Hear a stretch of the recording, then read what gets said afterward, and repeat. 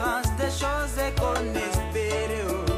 Une démonstration de celle qu'on ne voit pas mais qu'on a déjà possédée. Merci, tu nous acceptes encore une fois dans tes parvis. Tu nous acceptes, Papa, une fois de plus dans ta présence. Nous ne l'avons pas mérité, Jésus. Qui sauve-nous, Papa, pour rentrer dans ta présence de sanctuaire. Toi seul, Seigneur Jésus, nous a donné cet accès, l'accès que le péché avait bloqué. Mais tu es venu avec ton pouvoir, Jésus, pour nous donner, Yahweh, libre accès dans ta présence. Merci, Jésus.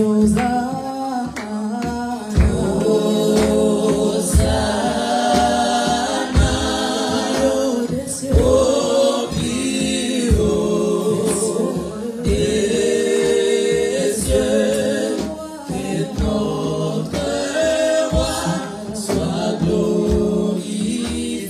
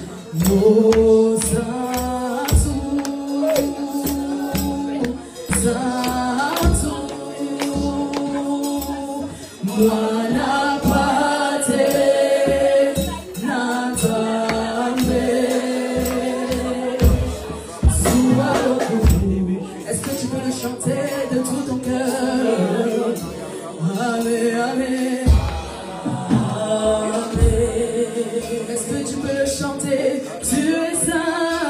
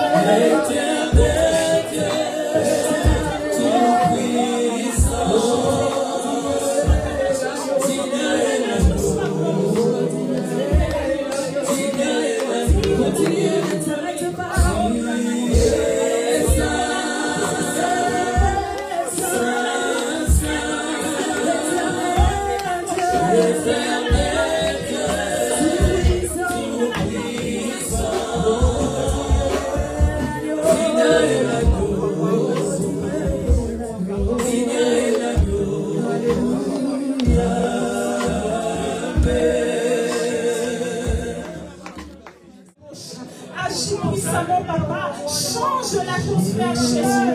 Fais de nous ta demeure, Jéhovah. Oh, Mekasopaya Boche.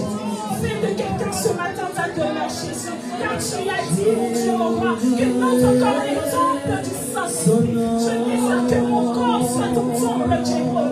Oh, Mekasopaya Boche. Viens puissamment le faire, Jésus.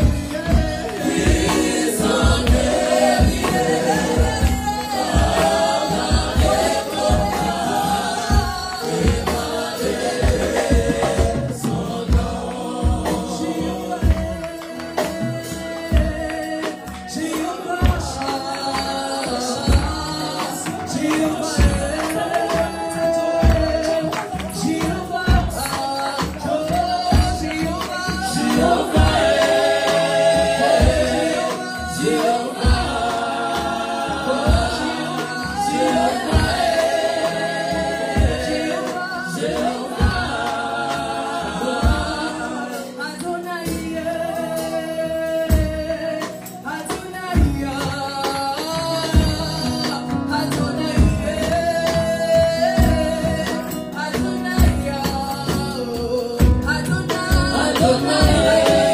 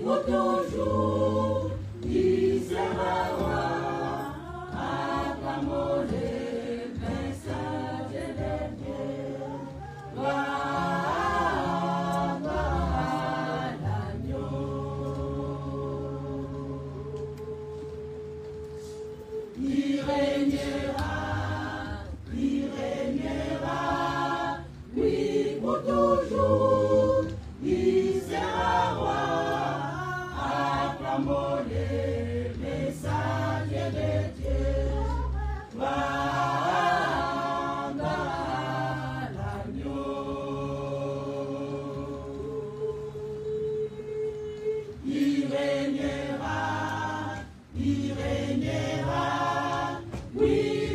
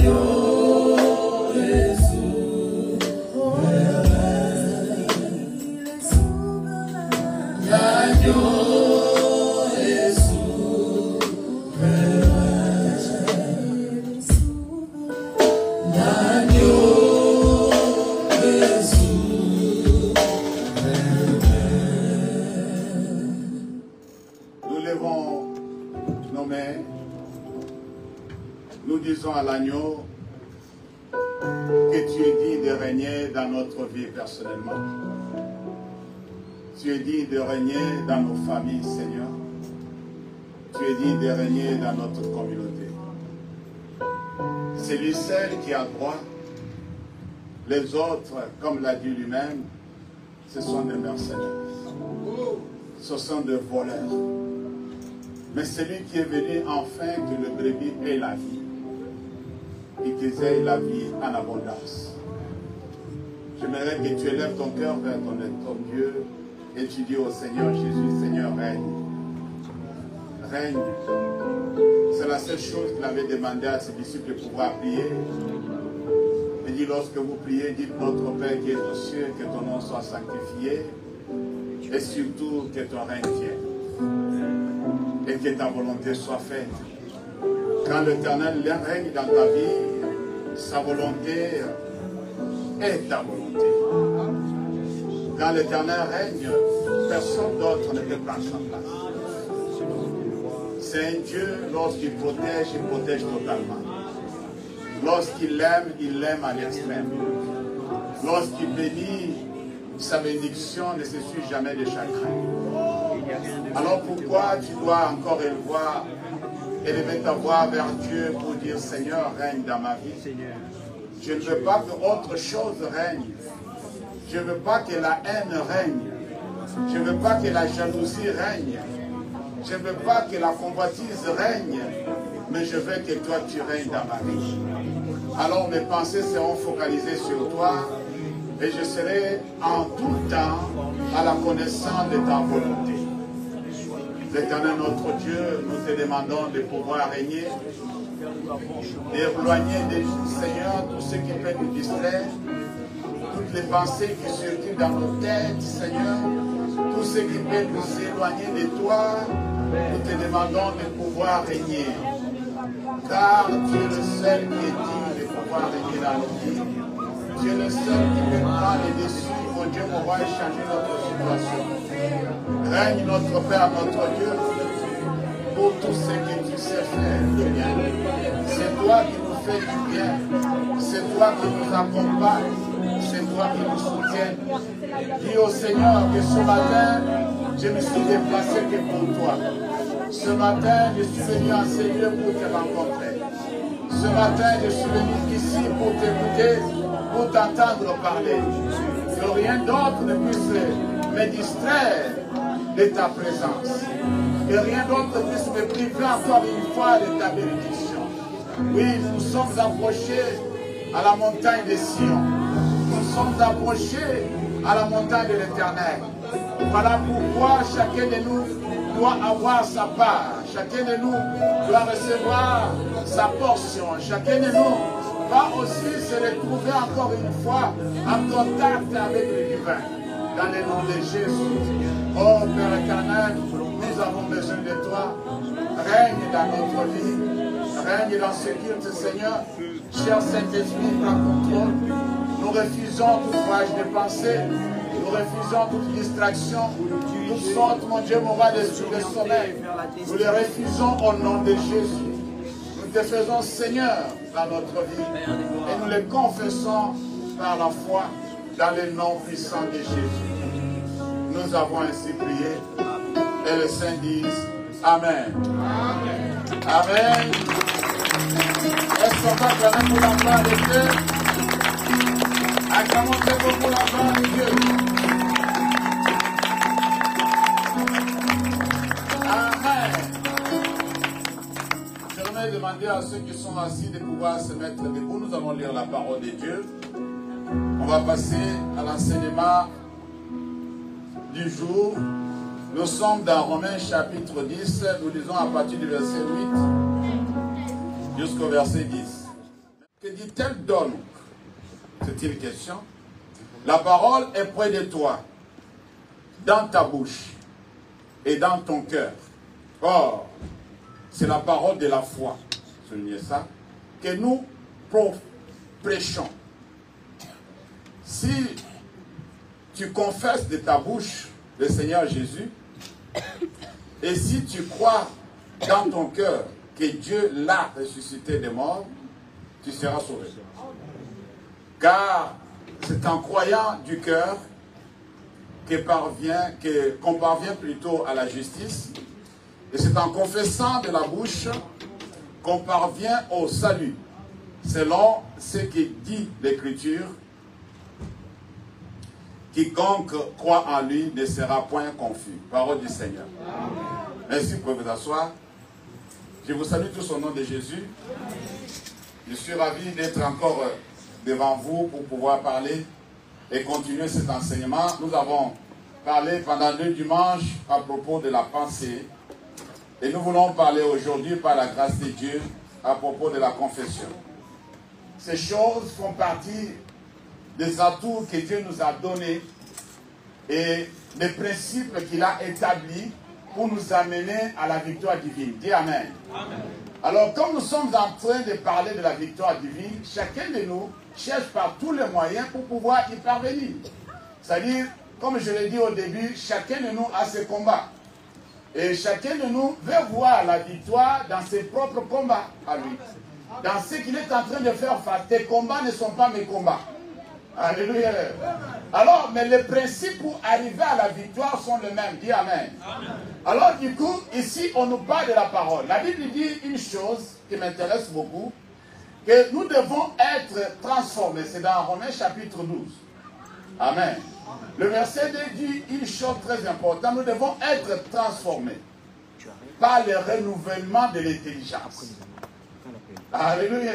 Cela va nous amener à comprendre beaucoup de choses. Notre intelligence doit être renouvelée. Pour changer notre façon de penser, nous devons être renouvelés. Quand on parle de renouvellement, on ne parle pas de, comment je peux dire, de changement extérieur. Le défi, même le travail change. C'est-à-dire, quand tu compares la chenille avec le papillon, ce n'est pas pareil. C'est-à-dire qu'il faut qu'on arrive à un certain point que tu changes complètement de l'intérieur. Alléluia. Amen, chrétien. La chenille rampait, mais le papillon va commencer à voler. C'est différent. Ça n'a rien à voir. Et la chenille n'était pas beau à voir, mais le papillon commence à avoir des couleurs un peu qui attirent. Est-ce que vous comprenez?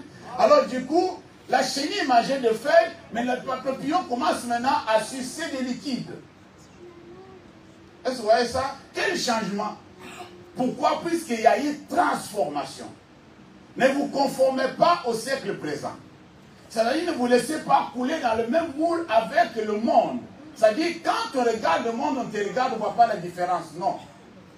Alors, pour y parvenir, chacun de nous va faire un effort. Pour y parvenir, nous devons suivre des principes que l'Éternel nous donne. On va parler de la confession aujourd'hui. La Bible dit que nous devons avoir ce réflexe-là, d'avoir des résultats dans ce que nous demandons. Sur la confession, j'ai beaucoup de trucs à pouvoir nous aider à comprendre. Alléluia. Amen. Vous savez, si toi tu penses mal, tu crois mal. Si tu penses bien, tu crois bien. Alléluia. Ce que toi tu penses t'amènera à des résultats par rapport à ce que toi tu penses. Si les résultats sont mauvais, c'est que ta croyance aussi est mauvaise. Alléluia. Nous ne vivons pas à la foi, non? Alors, on croit que ce que nous avons bien maîtrisé. Tu ne peux pas croire au-delà de ce que la Bible te dit de croire. Dieu nous a donné sa parole. La compréhension de la parole t'amènera au niveau où tu peux aller, où tu ne peux pas aller. Mais ça dépend maintenant de la façon que toi-même tu penses. Qu'est-ce que tu crois? Comment est ta croyance? Alléluia. Alléluia. Amen, chrétien. Alors notre confession sera fausse si nous ne croyons pas d'une manière exacte. En d'autres termes, ce que nous disons sera faux. Tout dépend de notre façon de penser. Alléluia. Mais la parole de Dieu nous a été donnée pour dresser notre pensée. La parole de Dieu nous a été donnée pour dresser un peu notre pensée. Amen. Pour ajuster un peu la façon de penser. Tu ne dois pas penser comme avant. Tu ne dois pas penser comme le monde. Tu dois penser comme un enfant de Dieu. Amen. Mais ce qui transforme, c'est quoi? C'est la parole que toi tu as reçue. Alléluia. Quand la Bible dit qu'à tous ceux qui l'ont reçu, à ceux qui ont cru en son nom, il leur a donné le pouvoir. C'est-à-dire ce pouvoir-là te fait changer la façon de penser. Tu ne penseras pas comme avant. Toi qui allais toujours à calomnier, tu vas dire que non, maintenant calomnier c'est mauvais. Tu vas changer ta façon de penser. Amen. Puisque les gens qui sont habitués à calomnier les autres, ils sont spécialistes en fabriquant des histoires. Il est assis, il est en train de tisser une histoire par rapport à une personne. Il est en train de comploter quelque chose par rapport à la personne. Il est spécialiste en ça. Il veut créer une histoire qui n'existe pas. Il fait boire à tout le monde croit que non, c'est vrai. Tout se passe où? Ici. Alléluia. Amen, chrétien. Jésus dit dans Marc chapitre 11, verset 23, « Car en vérité, je vous l'ai dit, quiconque dira à cette montagne, déplace-toi et sois jeté dans la mer, et ne doutera pas dans son cœur, mais croira que les choses qu'il a dites arrivera, il aura ce qu'il a dit. » Amen. Vous savez, dans ce verset, nous avons toujours parlé de la partie croire. Alléluia. On nous a toujours enseigné de la partie croire. Mais nous avons oublié la première partie. Il dit celui qui dira. Qu'est-ce que toi tu dis? Alléluia. Amen, chrétien. La partie dire, on a toujours oublié. C'est ça la confession. Qu'est-ce que toi tu sais par rapport à la situation? Quels sont les arguments que tu amènes devant Dieu? Alléluia. Amen, chrétien. D'ordinaire, quand on parle de croire, nous parlons trop de la partie dire. Bien sûr, nous ne pouvons pas faire la bonne confession tant que notre pensée ne sera pas juste. Notre pensée doit être en accord avec la parole de Dieu. Dis Amen. Amen. Parce que nous ne pouvons pas croire au-delà de la connaissance réelle que nous avons de la parole de Dieu. Si ta connaissance par rapport à la parole de Dieu n'est pas à la hauteur, ta croyance va s'arrêter quelque part. À des limites. Alléluia. Et tu n'auras pas quelque chose facile à faire. Vous savez, je vais vous donner un exemple simple. Lionel vient. Vous allez me dire ce que vous pensez. Ce monsieur est malade. Amen. Il vient voir le pasteur, il dit que le pasteur, tu dois prier pour moi. Le pasteur prie pour moi, je suis malade. Tu n'es pas malade, d'accord? Amen. Alors le pasteur dit ce mot ici. Bien-aimé, pour ta maladie, tu vas confesser. Qu'est-ce que Lionel peut penser? Va t'asseoir. Et qu'est-ce que vous avez pensé?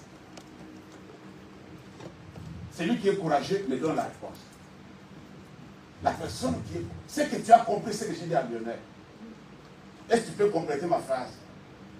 Pour ta maladie, tu dois confesser. Acclamez pour vous-même. C'est ça le problème que nous avons dans l'église. C'est ça le problème. Nous sommes tous tombés dans le même piège. On nous a toujours enseigné le côté négatif de la confession, mais jamais le côté positif. Nous avons maîtrisé les choses. Quand on parle de la confession, on parle directement du côté négatif. Confesse tes péchés, tu seras sauvé. Confesse tes péchés, tu seras sauvé. C'est différent de ce que je vais faire aujourd'hui. Alléluia. Amen. Pourquoi on ne nous a pas enseigné la confession du côté positif?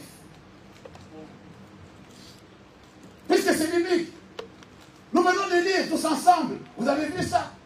Normalement, vous ne devez pas tomber dans la piège. Celui qui confesse le Seigneur Jésus, celui qui croit dans son cœur que Dieu a ressuscité de mort, il sera quoi? Sauvé. Est-ce que cette confession-là est du côté négatif ou côté positif? Positif. Alléluia. Amen. Ce qui nous manque maintenant dans nos combats spirituels, c'est de savoir confesser ce qui est positif. On ne confesse que ce qui est positif. Quand quelque chose arrive, ce n'est pas mauvais de penser toujours que Dieu a fait quelque chose qui n'a pas bien, Dieu est en train de me punir. Gloire à Dieu. Mais ce n'est pas dans tous les cas. Ce n'est pas tout le temps. Que Dieu est toujours fautif, qu'il faut toujours confesser les péchés. Et nous sommes maintenant poussés à confesser les péchés déjà confessés. Alléluia. À commencer à creuser dans les anciens péchés pour pouvoir confesser, peut-être c'est ça qui pouvait me sauver. Tu regardes, mais c'est pas possible. Ça fait longtemps que je t'ai pardonné de ça. Pourquoi tu reviens sur la même chose? Pourquoi tu n'avances pas? J'ai dit à Lionel que pour toi, pour cette maladie, tu dois confesser. Il avait posé la question, confesser quoi? Quel type de confession? Alléluia. Quel type de confession? La culpabilité, le diable a fait que dans nos vies, dans nos pensées, nous sommes tellement culpabilisés d'une manière que on ne croit plus que Dieu peut faire quelque chose. On ne croit plus.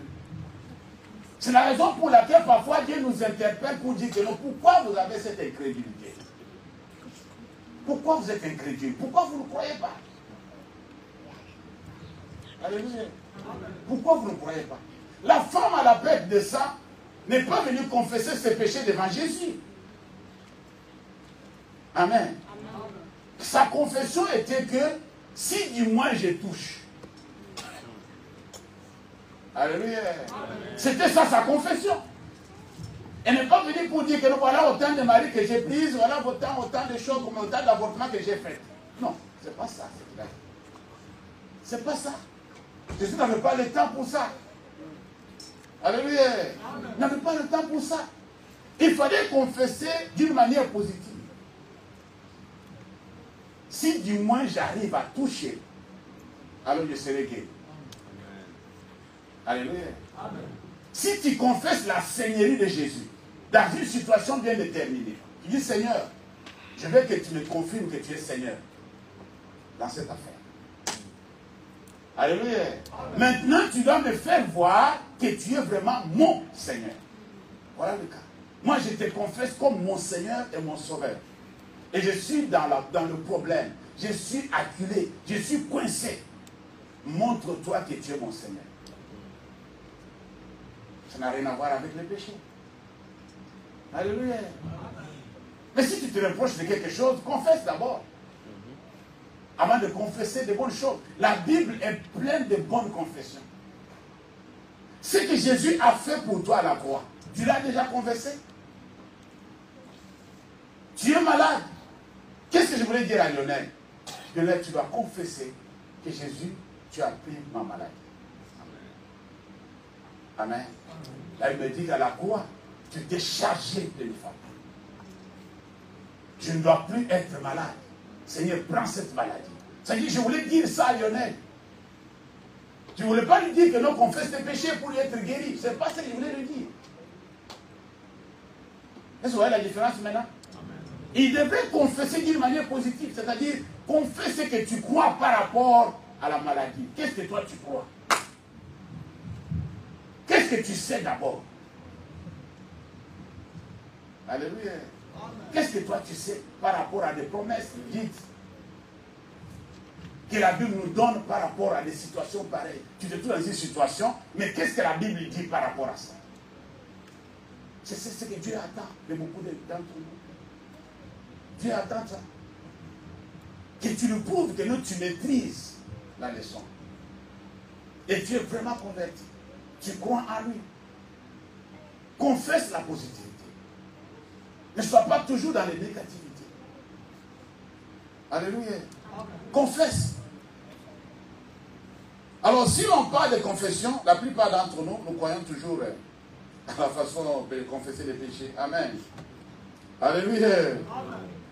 Alors, ça c'est dans 1 Jean chapitre 1, verset 9, pour ceux qui veulent savoir. La Bible dit, si nous confessons nos péchés, il est fidèle et juste pour nous les pardonner. Vrai ou faux? Voilà. Mais la parole de Dieu a beaucoup plus à dire sur le côté positif de la confession que sur le côté négatif. Pourtant, Paul dit dans Romains chapitre 10, verset 9, si tu confesses de ta bouche le Seigneur Jésus, tu seras sauvé. Cela ne se réfère pas à la confession des péchés, ni à la confession de la faiblesse. Amen. Amen. Au lieu de cela, c'est une confession de la seigneurie de Jésus-Christ, comme je viens de le dire. Ce n'est pas une confession négative. C'est un vœu positif. Amen. Et la vie chrétienne, c'est une vie de la grande confession. Si tu veux vivre bien la vie chrétienne, il faut savoir ce qu'il faut confesser. Vous savez, notre confession, c'est notre victoire sur le diable. Alléluia. Ce que nous confessons, nous sommes en train de proclamer notre victoire. Nous disons souvent que nous ne combattons pas pour la victoire, nous combattons dans la victoire. Alors comment maintenant vivre cela d'une manière pratique? C'est de pouvoir confesser ce qu'il a fait pour toi. Tu l'as bien dit, je ne combats pas pour la victoire, je combats dans la victoire. Jésus a tout fait pour moi. Mais ce que Jésus a fait, vous savez, on nous a toujours enseigné le côté légal de ce que Jésus a fait, mais le côté expérientiel, on ne nous a jamais dit. C'est légal que Jésus est mort à la croix. C'est légal que Jésus a pris la maladie de mon bien-aimé Lionel. Amen. Mais d'une manière pratique, comment ça fonctionne? Alléluia. Comment ça fonctionne? Qu'est-ce que Lionel va faire maintenant pour que cela soit matérialisé? La vie chrétienne, c'est la vie de la grande confession. On doit confesser tout le temps. Alléluia. On doit confesser tout le temps des bonnes choses. On doit alimenter nos pensées avec des bonnes confessions. Pas des choses qui nous tirent encore en arrière. Nous sommes toujours abattus. Nous sommes toujours par terre, faibles. Non. Il faut que tu sois capable que lorsque tu prononces certaines paroles de la parole de Dieu, tu sens qu'une force est rentrée en toi. Alléluia. Alors quand Jésus a dit au paralytique, prends ton lit et marche, quelque chose s'est passé. Moi, je ne sais pas si on se comprend là. Raisonnons ensemble. C'est-à-dire, quand le Messie a prononcé cette parole, prends ton lit et marche, quelque chose s'est passé. Quelque chose s'est passé. Il faut que quand la parole de Dieu est inspirée, est venue dans ton intuition, dans ton esprit homme, alléluia. C'est-à-dire, tu sens qu'une révélation vient de tomber, cette révélation a donné de muscles à mon corps, a motivé quelque chose à moi. C'est pourquoi Dieu a dit à son serviteur, fils de l'homme, ces eaux peuvent-ils encore revivre? Alléluia. Il dit, Seigneur, toi tu le sais, mais moi je ne sais pas. Il dit, parle. Il dit, parle. Dis avec conviction, parle. Aux ossements séchés, parle. Il dit, parle. Alléluia. Amen. C'est Dieu qui ordonne, il dit, parle. C'est cette confession-là que nous sommes en train de dire. Et donc, lorsqu'il a parlé aux ossements séchés, la Bible dit qu'il y ait un mouvement. Alléluia. Amen, chrétien. Alors, lorsque tu tombes sur une révélation, il faut que même ta maladie fouille la révélation qui veut rentrer dans ton corps. C'est ce que je veux dire. Tu te sentais mal, tu étais faible. Mais quand la Bible te dit que non, que les faibles disent nous sommes forts, c'est ça la confession que je suis en train de parler. Toi, tu es faible, la Bible te dit quoi? Que les faibles disent, je suis fort. Accepte que Dieu t'a rendu une personne forte. Accepte. Si tu n'acceptes pas, tu ne vivras jamais cela. C'est-à-dire la connaissance que tu as par rapport à la parole de Dieu, à la confession, t'amènera dans une autre dimension. C'est-à-dire tu peux être devant une situation compliquée, tu confesses ce qui est positif par rapport à cette situation-là. et tu t'attends à des résultats. Et tu vas voir que Dieu va agir. Amen. Il dit, si tu dis, Amen, à cette montagne, si tu dis, et si tu ne doutes pas, d'abord tu dois dire, quand tu dis, accroche-toi à ce que tu as dit. Sois sûr de ce que tu as dit. Alléluia. Sois déterminé. Avec conviction, qu'est-ce que toi tu as dit? Tu peux dire à cette montagne. C'est-à-dire, tu dois dire quelque chose à la montagne. Et tu dois croire à ce que tu as dit à la montagne. Amen. Mais la foi vient de ce qu'on entend. Amen. Alléluia. Et ce qu'on entend vient de la parole de qui? De Dieu. Quand la parole tombe, cette parole peut te donner d'autres choses. Nous allons voir ça. Que tu ne peux pas croire avoir reçu quelque part. C'est la parole qui nous fait vivre. C'est pourquoi il va trop loin pour dire que non, mon juste vivra par la foi. Mon juste vivra par la foi. Tu dois apprendre à confesser. Dans tes prières, il y a d'autres étapes de prière que tu ne dois pas confesser les péchés, mais confesser ce que Dieu a fait pour toi. Nous allons voir. Ce que Jésus a déjà accompli pour toi. Il y a des choses que toi tu demandes, Dieu a déjà disposé ça. Imagine-toi que moi je suis en train de chercher une femme, il a déjà mis une femme à côté de moi. C'est bizarre.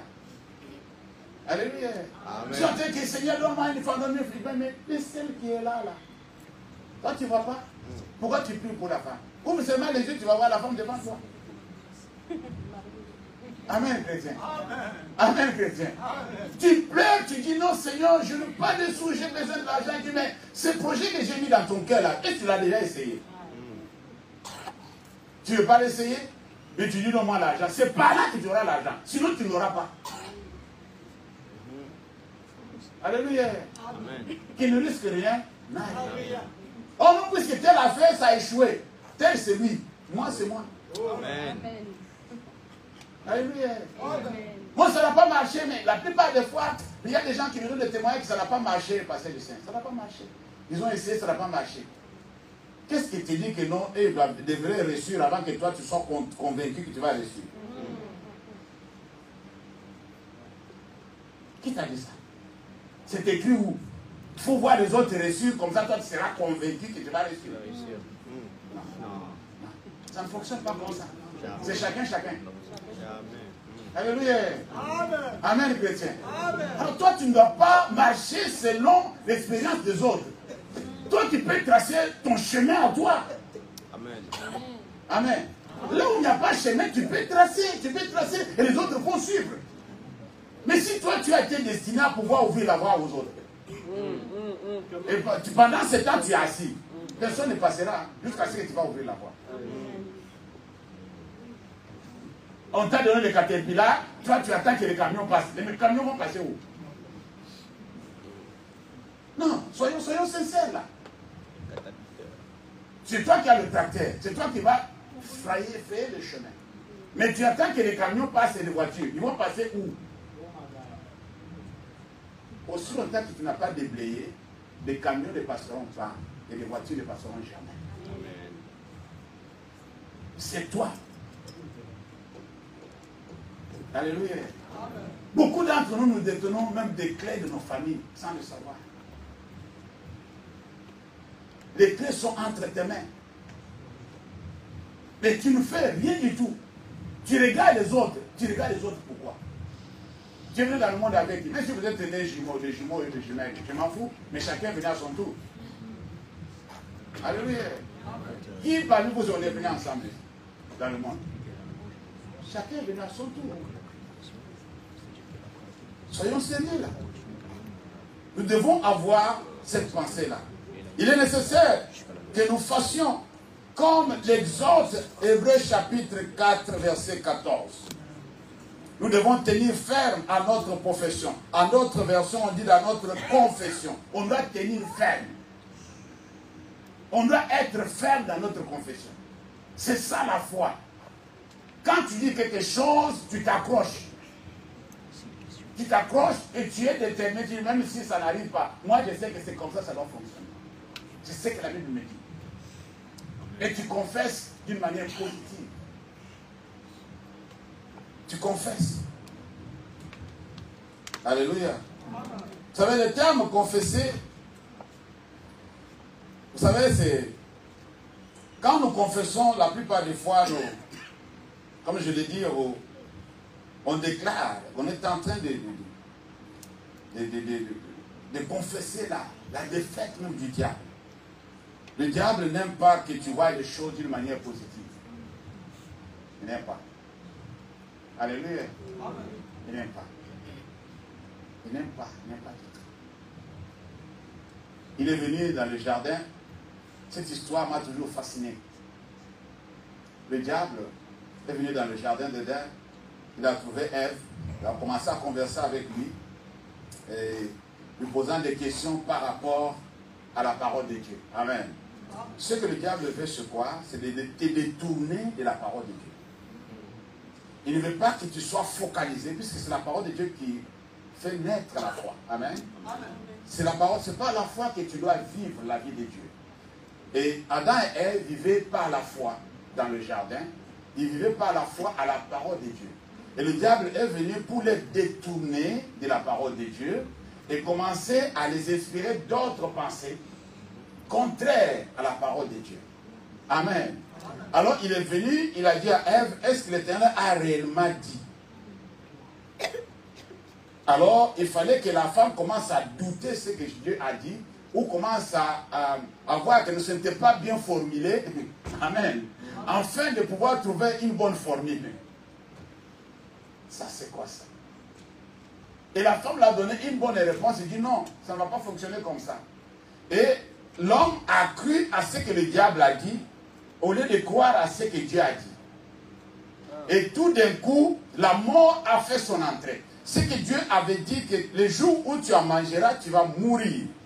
Et l'homme est mort spirituellement. La vie spirituelle, l'homme était séparé de Dieu. Comme nous avons toujours, même les sorciers les témoignent, la mort commence dans le spirituel avant de venir dans le physique. Amen. Tous les années que nous faisons sur la terre, notre corps commence à se dégrader puisque le physique doit mourir à la fin. Vous n'avez pas compris? Amen. Le spirituel est déjà parti. Mais il faut maintenant que le physique puisse suivre. Adam et Ève devraient vivre éternellement dans le jardin. Mais Dieu a limité. Amen. Et puis là encore, quand ils ont continué encore, les hommes ont commencé encore à pécher davantage, dire que non, je ne veux pas que mon esprit puisse encore avoir des limites dans l'homme comme ça. Il ne va pas résister trop longtemps. Maintenant, les jours de l'homme, c'est 120 ans, maximum. Alléluia. Amen. Pourquoi il a dit ça? Puisque depuis le jardin, depuis la chute, l'homme est en train de mourir à petit feu. Et son corps est en train de se dégrader jusqu'à ce qu'il va aller à la tombe. Pour mourir maintenant physiquement. Les gens vont dire, mais non, ils ont mangé, mais ils ne sont pas morts. Spirituellement, ils étaient déjà morts. Alléluia. Alors, toi et moi, nous avons hérité cette nature-là. C'est-à-dire, on est né spirituellement mort. Non, vous n'avez pas compris. Amen. Alléluia. Amen. Quand nous sommes nés, avec le péché adamique, nous avons hérité la mort spirituelle. Même si physiquement on vit. Mais imagine-toi que cette situation maintenant persiste. L'enfant grandit jusqu'à un niveau, son corps commence à lui lâcher. Vous ne voyez pas ça bizarre? Oh non, c'est la vieillesse. C'est vous qui avez nommé ça comme ça. Mais ça a été déjà écrit. Amen. Amen. Ça a été déjà dans le physique, ça reste comme ça. À un moment donné, les cellules du corps commencent à céder. Les maladies commencent à se multiplier. C'est pour t'amener à la mort physique. Voilà, c'est ça. Dieu a déjà programmé ça comme ça. Que tu le veuilles ou pas. Maintenant, ce que Jésus est venu faire, c'est quoi? C'est pour nous redonner maintenant cette vie spirituelle. La communion avec Dieu. Comment nous pouvons vivre dans ce corps mortel, mais étant spirituellement en bonne forme? Alléluia. Amen. Comment nous pouvons vivre? Ce n'est pas qu'on va prolonger les années. Non, ce n'est pas grave. Un jour, je dois partir quand même. Alléluia. Ça, on est d'accord. Mais pendant que je suis dans la chair, est-ce que je vais développer le côté spirituel ou pas? Et comment je vais le développer? En confessant. en étant en communion avec la parole de Dieu. La communion avec Dieu. Comme Adam et Ève étaient. Chaque soir, Dieu les visitait. Il venait, il conversait avec eux. Il leur montrait des choses. Il discutait avec eux. Cette communion-là fait vivre éternellement. La communion, c'est-à-dire la relation de Dieu avec une personne, n'est pas une relation temporaire. C'est une relation éternelle. Alléluia. C'est éternel. Il y a un monsieur qui a chanté, il dit que nous venons de l'éternité, nous allons à l'éternité. De l'éternité, on était avec qui? Mais à l'éternité, on sera avec qui? La relation avec Dieu, c'est une relation éternelle. Dieu veut que tu naisses en lui et que tu meurs en lui. Mais il arrive que pendant notre chemin, notre voyage sur la terre, les autres choisissent d'aller de l'autre côté, ne pas finir leur vie avec Dieu. C'est ça qu'on appelle maintenant l'enfer. Alléluia. Amen. Toi, tu prépares le chemin là maintenant. Et là où tu vas finir, ça dépendra comment toi tu as géré les choses maintenant. Amen, chrétien. Amen. Si tu penses bien, tu verras que les choses iront bien. Amen. Si tu penses mal, tu vas finir mal. Alléluia. Amen, Amen chrétien. Amen. Alors, ce n'est pas Dieu qui a destiné l'homme à aller là-bas. L'enfer a été conçu pour le diable et ses anges déchus. Mais le diable veut amener aussi un grand nombre, puisqu'il veut détourner aussi les gens, pour amener un peu certaines personnes de l'autre côté. Mais moi, je refuse. Amen, chrétien. Amen. Moi, je refuse. C'est pourquoi, quand Dieu m'a fait grâce de recevoir Jésus comme Seigneur et Sauveur, je me suis approché. Puisque je ne veux pas aller de l'autre côté. Amen, chrétien. Dieu qui pourra, je peux tout avoir, je peux tout ne pas avoir dans le monde, mais je finirai comment? C'est ça mon problème. Puisque tout ce que nous vous avons ici, vous savez que la personne qui a conçu ce bâtiment, c'est le plus en vie. Vous rentrez ici, vous êtes content. Vous savez à quelle année on a conçu ce bâtiment? Et qui avait vraiment donné le plan? La personne qui a vu la vision de ce bâtiment. Le plan. Mais toi, tu viens dans le bâtiment. Et tu penses que non, c'est toi qui vas finir le bâtiment. Alléluia. Tu partiras aussi, tu laisseras le bâtiment. Est-ce que je veux dire là? C'est-à-dire, tout ce que tu as trouvé là, tout ce que nous sommes en train de nous déchirer à cause, on a trouvé, on va le laisser. On va le laisser. Amen, chrétien. On les a trouvés, on va faire quoi? Le laisser. Personne n'ira avec quoi que ce soit. Tu es venu main vide, tu rentreras aussi main vide. Que tu le veuilles ou pas. Amen. Le système que le monde même nous a permis de pouvoir faire là. Imagine-toi, moi j'habite dans une maison. Amen. Je suis dans une maison, j'ai ma chambre, j'ai mon lit, j'ai tout un peu autour de moi. Mais le jour où je vais partir là, on va me créer un petit trou. Je vais amener tout comment? Des voitures, je ne sais pas si vous comprenez ce que je dis là.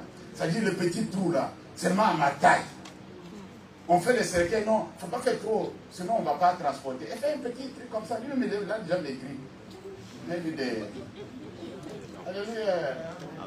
Il ne pèse plus. Déjà, les garçons qui vont prendre là, ils vont prendre comme il ne fait pas. C'est les grands gaillards là, c'est les grands gaillards, c'est les autres qui sont restés. La chair est partie. Est-ce que je vais dire? C'est-à-dire qu'on me donne une petite portion. Et pourtant, quand j'étais en vie, j'étais sur un terrain. Est-ce que vous comprenez ce que je veux dire là? J'étais dans une maison. Mais maintenant que je vais partir, on me fait voir que non, tu es venu main vide, tu vas rentrer main vide. Même si on va mettre tous les bijoux dedans, on s'en fout. Tu ne peux pas prendre tous les bijoux du monde et mettre dans le cercueil. Le cercueil est petit comme ça. Oh, on met ses bijoux, on met ses montres, il met trop cette montre-là. Laisse tomber, ça va courir pour rien. Oh, il avait dit que non, le jour il va partir, qu'on lui donne tout ça là. Comment vous raisonnez comme ça? Il va aller avec ça où? Comme mes parents, nos ancêtres aussi faisaient des choses bizarres. Ils préparent la nourriture à la maison, ils vont aller déposer sur la tombe que non, le défunt a demandé à manger. Il va manger. Il va manger. Et pendant qu'ils ont déposé la casserole à côté, un petit chien est venu, il a croché tout ça là, il dit, oh, celui qui a mangé. Comment pouvez-vous imaginer des choses comme ça? Nous, Africains, là, on est bizarres. Hein? Amen. Le chef du quartier, que je connais bien, qui est venu manger le machin. Amen. Vous savez, les chiens de chez nous, là, on ne les fait pas nourrir chaque fois. Hein. Ils se nourrissent tout seuls. Et maintenant, c'est pas comme toi, tu vas dépasser trop pour les chiens. On les laisse aller se débrouiller. Tu fais des soucis pour rien. Et tu vas dans le supermarché, tu payes. Non, moi, je ne veux pas payer. Mais moi, je ne paye pas. Tu vas essayer de débrouiller tout seul. C'est un grand garçon. Dans les eaux. Amen. Tu sais que les voisins jettent là. Qu'est-ce que tu vas corriger ça? Alléluia. On est ensemble là. Amen. Nous allons voir quelque chose de très important. Lorsque nous confessons, nous exprimons plutôt notre liberté. Amen. Notre confession est le résultat de notre croyance. Et notre croyance est le résultat de notre pensée juste ou fausse. Notre confession est le résultat de notre croyance. Ce que tu ne crois pas, tu ne peux pas le confesser. Amen. Ce que tu ne crois pas, tu ne peux pas le confesser. Je suis toujours étonné de voir les gens dire que je suis un athée. Tu me dis qu'il n'y a pas Dieu. Pourquoi tu dis ça? S'il n'y avait pas Dieu, ne dis pas ça. Il ne faut pas dire ça. Tu dis qu'il n'y a pas Dieu. Qui t'a dit qu'il n'y a pas Dieu? C'est qu'il y a un Dieu. Alléluia. Comment tu dis qu'il n'y a pas Dieu? Oh, moi je suis athée. Ça veut dire quoi? Non, je ne crois pas qu'il y a un Dieu. Mais c'est ce que tu viens de dire là. Tu as pris ça où? Alléluia. Alors, il y a une chose que nous devons comprendre. Si notre croyance va nous amener à penser d'une manière juste ou d'une manière fausse, on doit contrôler ce que nous croyons. Amen. Alors je vais nous donner un peu des points très très importants pour comprendre. La première des choses, pour ceux qui écrivent, notez ça, c'est très nécessaire. La première des choses, il est nécessaire que nous sachions ce que Dieu a fait pour nous en Christ. Pour avoir une bonne confession, il faut savoir d'abord connaître ce que Dieu a fait pour toi en Christ. Cherche à savoir d'abord. C'est dans la parole de Dieu. Amen. La première des choses qu'un chrétien doit maîtriser, c'est de savoir d'abord qu'est-ce que Jésus a déjà fait. Qu'est-ce qu'il a déjà fait? Puisque par rapport à notre situation, par rapport à notre maladie, par rapport à nos souffrances, par rapport à la situation que nous traversons, nous voulons que Jésus aille encore la deuxième fois à la croix. Non, il est déjà parti à la croix par rapport à une situation qu'il savait que tu devrais avoir ce besoin-là un jour.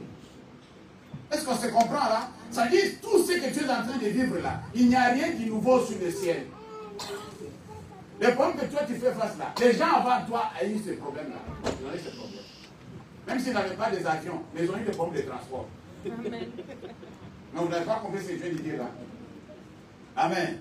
Même s'ils n'avaient pas des immeubles, ils ont eu des problèmes de logement. Amen. Ne pense pas que c'est toi qui as le problème de logement. Jésus a déjà fait quelque chose par rapport au logement il y a longtemps. Toi, tu veux que pour ton problème de logement là aujourd'hui là, Jésus aille encore à la croix. Entre nous, sois sérieux là. Tu dois savoir qu'est-ce que Jésus a déjà fait pour moi. Qu'est-ce que Christ a déjà fait? Que je dois juste confesser. Est-ce que vous comprenez ce que je veux dire? C'est-à-dire que je veux dire, Jésus, c'est toi qui as fait ça pour moi. La Bible me dit que tu as fait ceci pour moi. Mais moi, je vais maintenant cueillir des fruits. Je vais voir les résultats de ce que tu as fait. C'est-à-dire, moi aussi, je me trouve dans une situation où je suis paralysé. Dis Amen. Amen. On me dit que le paralytique est venu, on a amené le paralytique, tu l'as donné la force. Amen.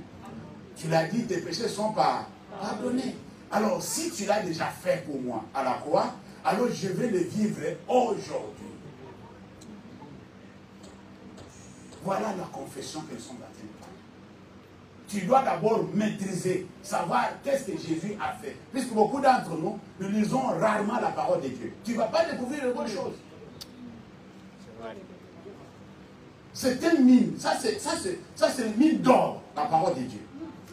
Alléluia. Quand tu maîtrises ce que Jésus a fait pour toi à la croix, chaque fois que tu pries, tu dois commencer à lui dire de ça. C'est-à-dire, il est là où il est. C'est-à-dire, tu es en train de prendre des aiguilles pour les mettre. Il dit, pourquoi il m'a piqué? Il a piqué plus que par rapport à son mariage. Amen. Alléluia. Il vient de piquer par rapport à son mariage. Tu te souviens que tu avais donné déjà dit que non, il n'y aura pas de femme stérile. C'est toi qui avais dit non. Ah oui. Elle est stérile. Non, vous n'avez pas compris ce qu'il vient de faire là. C'est-à-dire, tu es en train de piquer Jésus pour le rappeler ce qu'il avait déjà fait. C'est ça la confession. C'est ça la confession. Nous devons connaître ce que Dieu a fait à travers Christ. Ça, n'oublie pas. C'est la première des choses qu'il faut savoir. Et que nous le croyons et nous le confessons. C'est notre confession de celui qui crée la réalité, puis cela devient réel dans nos vies. Amen. Quand nous confessons, cette confession crée la réalité des choses. Et les choses deviennent maintenant plus réelles dans notre vie. Amen. Amen. Alors quand nous venons avec des arguments comme ça, on amène à l'existence ce qui n'existe pas. C'est-à-dire, ce que toi tu peux avoir comme besoin, ça existait déjà. Je vais nous aider pour nous rafraîchir un peu les mémoires. Vous vous êtes jamais posé la question, pourquoi Dieu au commencement, quand il commence à créer, dit que la lumière soit. Si la lumière n'existait pas quelque part. Non, revenons. Il y a beaucoup de choses que je peux citer, mais par cela, raisonnons ensemble. Si Dieu n'est pas lumière, comment il peut appeler la lumière à l'existence? C'est que la lumière existait d'abord en lui. Lui-même était lumière. C'est pourquoi il dit que non, comme je sais la bonté, je préfère la lumière. Je connais ce que la lumière peut nous apporter. Alors, la lumière nous amène à beaucoup de choses, à découvrir beaucoup de choses. Je vais maintenant ordonner. Comme il y a des tohu sur la planète, je vais demander que la lumière soit. Alléluia. Alléluia. Et la Bible dit que la lumière fut. Il amène à l'existence ce qui n'existe pas. J'espère que vous voyez ce que je suis en train de faire là. Ça existe, mais ici, ça n'existe pas.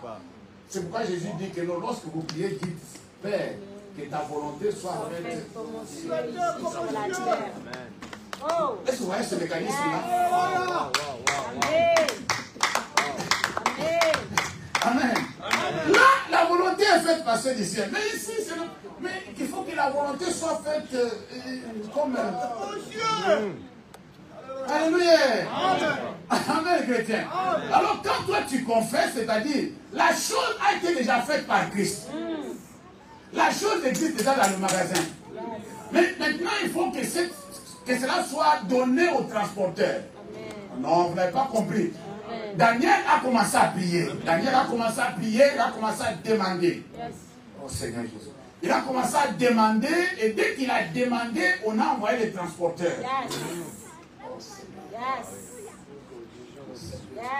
On a donné le colis au monsieur pour dire que non, mais là tu amènes à Daniel. La réponse, yes. Amen, chrétien. C'est la situation de beaucoup d'entre nous. C'est-à-dire, ce que tu cherches là existe déjà quelque part. Il suffit seulement que Dieu donne au transporteur de pouvoir amener le colis à la destination. Amen. Et ça va t'arriver. Amen. On va sonner à la porte, on dit que non, regarde. Amazon Prime. Amazon est arrivé. Alléluia. Amen. Amen, chrétien. Il faut que vous compreniez ces choses. Et vous savez, il dit que non, vous ne vous inquiétez de rien. Toutes ces choses, ce sont les païens qui en cherchent. Mais pour vous, Dieu prépare, fait des colis alimentaires pendant que ses enfants dorment. Non, vous n'avez pas compris ce verset-là. Il fait des colis alimentaires, il envoie. Tu n'es pas obligé d'aller au resto du cœur, mais ce colis doit être expédié. Amen, chrétien. Amen. Alléluia. Mais à qui peut bénéficier ces choses? C'est la personne qui maîtrise. Qui maîtrise? Il maîtrise ce que Dieu a déjà fait, ce qui est déjà disposé pour lui. Amen. Ce qui est déjà en stock. en attendant que tu fasses la demande. Va faire la commande. Tu ne peux pas faire la commande, pourquoi? Tu ne crois pas que ça va venir? C'est là où le problème se pose. Tu ne fais pas la commande puisque tu ne crois pas que cela sera expédié. Oui, non, ce que j'ai dans le compte, c'est petit. Il dit, venez acheter sans argent. Non, vous ne comprenez pas. Quand tu ne pas d'abord ton compte en banque, il dit non. Ce que moi je vends, tu peux acheter sans argent. Alléluia. Tu peux acheter sans argent. Venez, vous savez, tout le monde peut venir acheter. Si tu as l'argent, vous l'arrêtez. Si tu n'as pas l'argent, viens quand même. Amen. Viens quand même. La maîtrise de ce que Dieu a fait en Christ pour toi. Ça va t'amener à une autre portée. Ça va te transporter dans le monde de réalité. Puisque toi, tu vis dans... Est-ce que tu vis dans le pensée, tu dis, est-ce que ça fait, est-ce que c'est possible? Non, non, il ne faut pas dire ça. Être en Christ, c'est être déjà privilégié. Amen. Amen. C'est-à-dire comme si on voulait faire du bien à beaucoup de personnes et on sait que tu ne cours pas assez fort. Et il dit que non, tout le monde s'arrête ici, tout le monde sur la ligne, mais toi tu te mets là. On te donne l'avantage. Quand on donne le coup d'envoi, toi tu es déjà là-bas. Est-ce que tu comprends ce que je veux dire? Alléluia. Alléluia. Tu es déjà privilégié. On t'a mis dans des conditions où ça va te permettre d'aller plus loin que les autres. Et de remporter. C'est ça la vie chrétienne. Passons au deuxième point. Deuxième point, il est nécessaire que nous sachions que Dieu, à travers la parole et à travers le Saint-Esprit, a opéré en nous. Tu dois connaître d'abord qu'à travers la parole de Dieu. Amen. Parce que la Bible dit que la foi vient de ce qu'on entend, non? Ce qu'on entend vient de la parole de Dieu. Et nous avons dit aussi au début que nous, vous savez, si nous voulons être transformés, on doit se nourrir de la parole de Dieu. La parole de Dieu va nous transformer. On ne sera pas confondu comme les gens du monde. Amen. On ne va pas faire les choses comme les autres. Est-ce que vous avez dit? On va faire des choses spéciales. On va faire les choses d'une manière différente. Alors du coup, toi, tu dois maîtriser. En deuxième point, qu'est-ce que la parole de Dieu a déjà fait et qu'est-ce que le Saint-Esprit a déjà fait en toi. Alléluia. Toi qui négliges le Saint-Esprit là, tu es mal barré. On va parler de ça. Le Saint-Esprit a été envoyé, pas pour travailler pour nous, mais pour nous aider. Quand le Saint-Esprit vient dans la vie d'une personne, il transforme la personne. La Bible dit quoi? C'est Jésus qui l'a dit. Vous recevrez une puissance. Le Saint-Esprit se mettra sur vous, alors vous serez mes témoins. C'est-à-dire, pour être en mesure de témoigner avec succès, avec réussite, selon ce que Dieu veut, selon la volonté de Dieu, il a fallu l'aide du Saint-Esprit. Qu'est-ce que le Saint-Esprit t'a aidé à être? Qu'est-ce que la parole de Dieu a déjà fait dans ta vie? Est-ce que cette transformation, tu as été déjà au moins transformé par la parole de Dieu? Fouille un peu dans tes témoignages. Et s'il y a quelque chose que la parole de Dieu, tu as écouté une parole et cette parole a transformé ta vie d'une manière ou d'une autre. Ou bien toute la parole qu'on est en train d'envoyer là, ça tombe sur le dos des canards. Vous voyez la pluie quand on tombe sur le dos des canards là? Le canard sent qu'il y a des gouttes, il fait comme ça. Ça tombe. Ça ne rentre pas. C'est imperméable. Alléluia. C'est imperméable. Ça ne pénètre pas. Ça ne pénètre pas. Et si tu es comme ça, viens nous voir, on va prier pour toi. On va te poser les mains, le pied, on va te poser. C'est pas normal. Il faut que la parole fonctionne. Si toi tu ne changes pas là, c'est qu'il y a un problème. Il y a un problème. Toute la parole qui est prêchée ici là. Vous savez, on ne se vante pas. Nous-mêmes, nous qui prêchons ici, nous savons comment Dieu nous oriente et nous coordonne dans ce que nous disons. Comment Dieu nous donne des messages un peu similaires les uns les autres. On comprend qu'il y a une complicité. Non, vous n'avez pas compris. Il faut ouvrir les yeux, vous allez voir. Alléluia. Alors, tous les messages que Dieu nous envoie ici à travers ses serviteurs, ses servantes, alors faites attention à ces messages-là. Il envoie ça, sachant qu'il y a des personnes qui doivent bénéficier de cela. Amen. Mais si ce message-là ne change rien dans ta vie, viens nous voir, on va te poser tout. C'est pas normal. Alléluia. Amen, chrétien. Il faut que la parole de Dieu te transforme. Qu'est-ce que la parole de Dieu a déjà fait en toi? Toi-même, tu dois le savoir. Qu'est-ce que le Saint-Esprit a déjà fait en toi? Toi-même, tu dois le savoir. Ça, c'était le deuxième point. Si tu le maîtrises, alors du coup, tu vas commencer à confesser lorsque tu pries par rapport à une situation. Il est Saint-Esprit. Toi, tu es venu. Est-ce que vous comprenez ce que je veux dire? C'est-à-dire que tu viens avec des arguments par rapport à ce que le Saint-Esprit a déjà fait en toi pour dire que l'Esprit de Dieu, toi, tu étais envoyé comme notre consolateur. Alléluia. Amen. Amen, chrétien. Amen. Alors, l'Esprit de vérité, quand il sera venu en vous, il prendra ce qui est à moi et il vous annoncera. Alors maintenant, moi, j'ai besoin de connaître ce que Jésus fait pour moi par rapport à ces situations. Est-ce que vous comprenez? Ça dit, tu demandes, tu dis au Saint-Esprit, non, maintenant c'est ton boulot là. Non, non, c'est ton boulot. Maintenant, toi, tu vas passer maintenant à l'action. Moi, j'ai fait ma part. Maintenant, c'est la part du Saint-Esprit. Alors, je vais savoir. La Bible dit qu'il connaît la profondeur de la pensée de Dieu. Alors, du coup, comme il connaît, alors maintenant, je suis en train de voir une situation où je ne sais pas sur quel pied danser. Je vais danser comment? Alors, je vais connaître la volonté de Dieu par rapport à cette situation. Alors, tu vas te focaliser sur ça et tu vas confesser ce que le Saint-Esprit est capable de te donner comme révélation. Alléluia. Amen. Amen, chrétien. Et quand tu es maintenant en possession de la volonté de Dieu par rapport à ces situations, tu vas maintenant commencer à sourire. Tu dis maintenant, jackpot. Maintenant, c'est bien. Je sais maintenant comment dire au diable, comment faire maintenant. Maintenant, je maîtrise. Dis, je maîtrise. Je maîtrise. Ouais, si tu ne maîtrises pas, tu ne peux pas confesser. Point 3. Troisièmement, il est nécessaire que nous sachions ce que le Seigneur Jésus-Christ fait pour nous maintenant dans son ministère actuel à la droite de Dieu, le Père Céleste. Qu'est-ce que Jésus fait maintenant? Puisqu'il y a des situations que tu dois résoudre par rapport à ce que Jésus fait maintenant. Amen. La Bible dit qu'il est à la droite du Père, il intercède pour nous. Est-ce que vous comprenez? Alors du coup, comme il est maintenant, dit, regarde, pourquoi je cite Lionel aujourd'hui? C'est un peu bizarre. Il y a quelque chose qui est arrivé.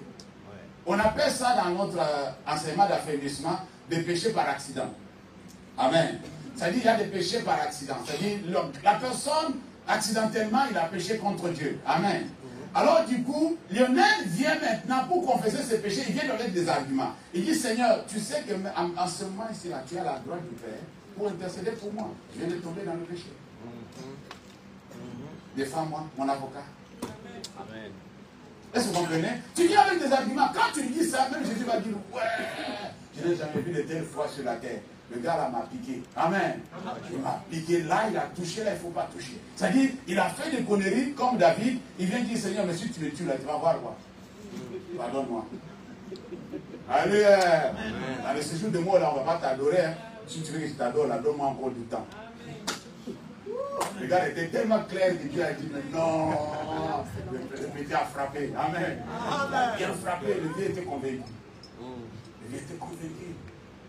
Est-ce que vous comprenez ça? Alors du coup, tu dois savoir qu'est-ce que Jésus est en train de faire maintenant même à la droite du Père.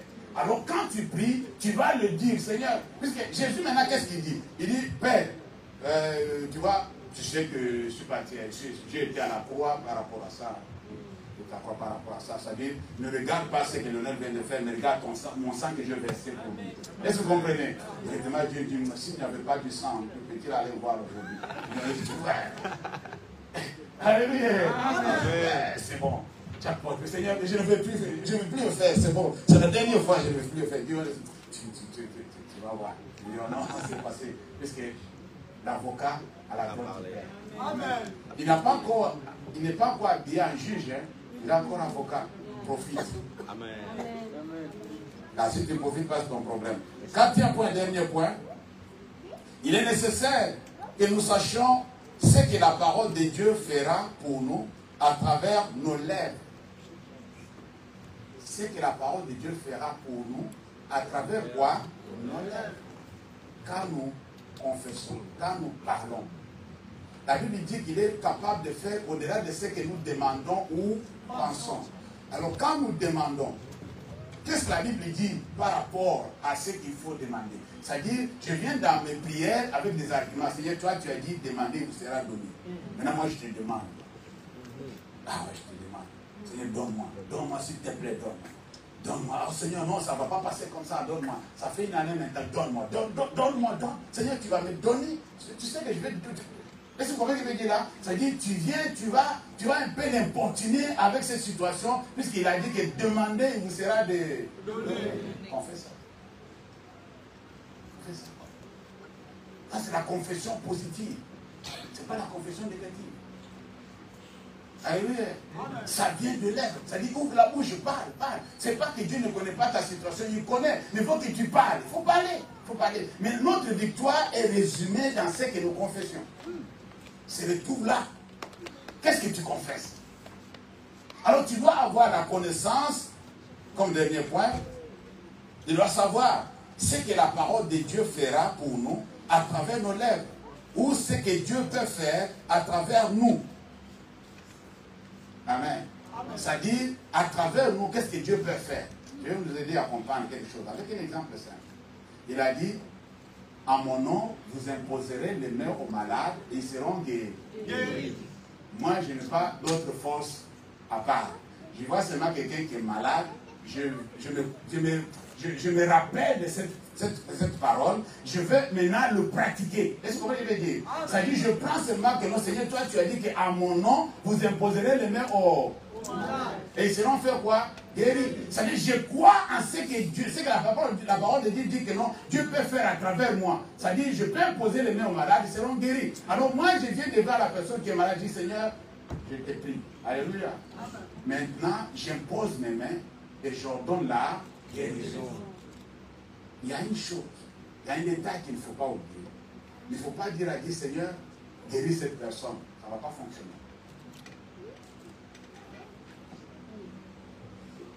Par rapport à cette phrase, ne dis pas à Dieu, si tu crois que tu peux imposer les mains aux malades, les malades seront guéris, tu dois changer la formule.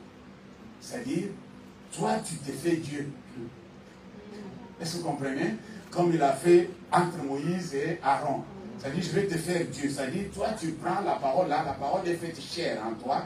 Maintenant, quand tu es devant maintenant la personne qui est malade, toi, tu ordonnes à la maladie de partir. Ne dis pas, Seigneur, guéris, Seigneur, guéris. Non, ne dis pas ça. Ça passe à côté. Puisqu'il dit, mais comment je peux venir guérir? Moi, je t'ai donné déjà des guérir. C'est-à-dire, toi, maintenant, ayez cette audace-là. Amen. Amen. Soyez audacieux. Le Seigneur, tu m'avais dit, maintenant je vais m'approprier cette phrase-là, cette parole-là. Maintenant, j'ordonne à la maladie de quitter. Amen. Quand tu dis ça, tu dis, j'ai dit ça au nom de Jésus. Le Seigneur vous bénisse. Amen. Je vais prier pour ça. L'Éternel, notre Dieu, je te confie ce Père, mon Dieu, mon roi, que cette parole trouve de la place dans nos cœurs et nous aide aussi à avoir des arguments dans nos prières. Et nous permettre encore une fois de confesser des choses vraies. Oui, comme toi tu l'as dit, que les vrais adorateurs l'adoreront en esprit et en vérité. Que la vérité soit dans notre bouche. Et que ce que nous allons dire soit selon la parole de Dieu. Et que lorsque nous allons le dire, c'est notre Dieu, que le miracle suive au nom de Jésus. Et que ta main de grâce nous accompagne. À celui, c'est notre Dieu, dont les pensées ont été gardées captives par le diable. La Bible dit, nous sommes capables de punir, nous sommes capables d'amener des pensées captives à l'obéissance de Christ. Oui, à celui que ces pensées ont été captivées par l'ennemi, ont été saisies, à celui qui est spirituellement dans cette salle, dans l'emprisonnement spirituel. C'est notre Dieu, celui qui est présentement dans cette salle, dans une prison, c'est notre Dieu spirituel. J'ordonne sa libération au nom de Jésus.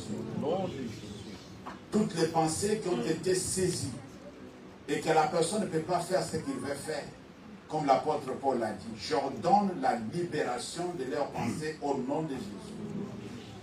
ils seront capables de penser ce qui est bien, de penser ce que toi tu les inspires.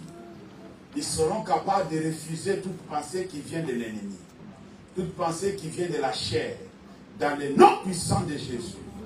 Sois le seul qui va nettoyer leurs pensées, nettoyer leurs âmes, leur donner encore une fois à pouvoir, c'est notre Dieu, voir les choses comme toi tu le vois. Car toi tu as dit, mes voies ne sont pas vos voies, mes chemins ne sont pas vos chemins. Seigneur, mes pensées ne sont pas vos pensées. Maintenant, j'ordonne, Père éternel, que toi seul, mon Dieu, mon roi, tu puisses encore une fois le permettre de voir les choses comme toi tu le vois, dans le nom puissant de Jésus. Et chaque fois que les mauvaises pensées s'élèvent, chaque fois que les mauvaises pensées s'élèvent, Seigneur, étouffe cela par ta parole que tu leur dis tous les jours. Étouffe cela par la parole qu'ils méditent, Seigneur, notre Dieu. Dans le nom puissant de Jésus, nous avons ainsi prié. Et les saints disent Amen. Amen. Amen.